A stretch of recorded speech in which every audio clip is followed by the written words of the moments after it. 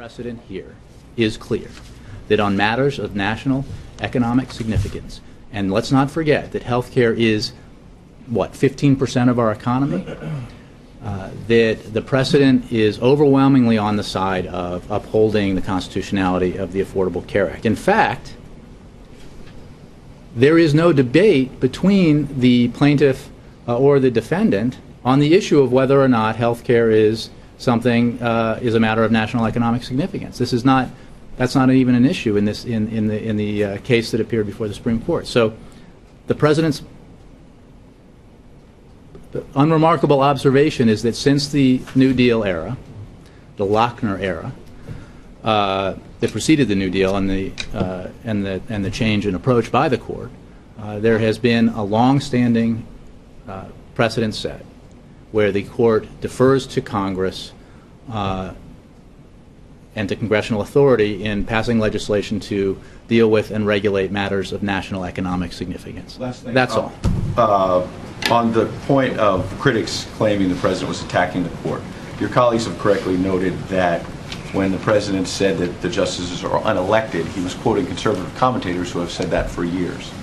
However, are you then suggesting that if you were to lose in this case, the president will not attack the court? Does he consider them fair game in this process to attack them? The president believes that the Supreme Court has the final word on matters of judicial review, on the constitutionality of legislation. He would, having been a professor of law. The fact of the matter is that going back again to the comments the president made on Monday and on Tuesday, he believes that because of the overwhelming precedent here in this case, that the Supreme Court will uphold the constitutionality of the Affordable Care Act. That was the point he was making all along, both Monday and Tuesday.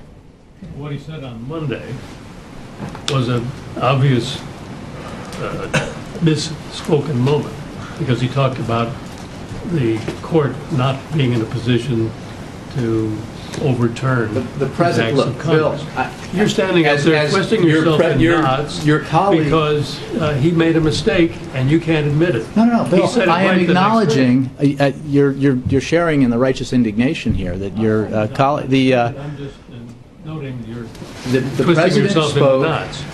In answer to a question, very relatively briefly, and in the context of this case, made the statement that there is no judicial precedent, that there is long-standing judicial precedent which would argue that the court should not overturn this law.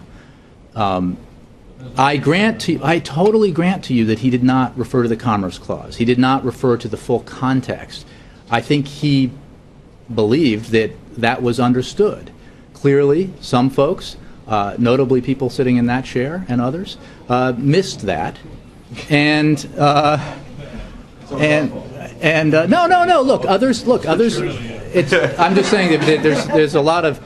I mean, it's kind of ridiculous to believe that the president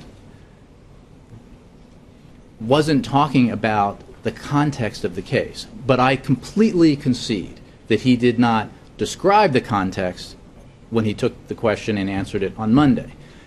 He then asked again on Tuesday, provided the full context, and so. Did he clarify his comments? Absolutely. Did he expand on them? Absolutely. Yes, Scott. Monday messy. God, you guys, it's your job to come up with cliches and, like game on and things like that, but I'm not going to engage in that. Scott.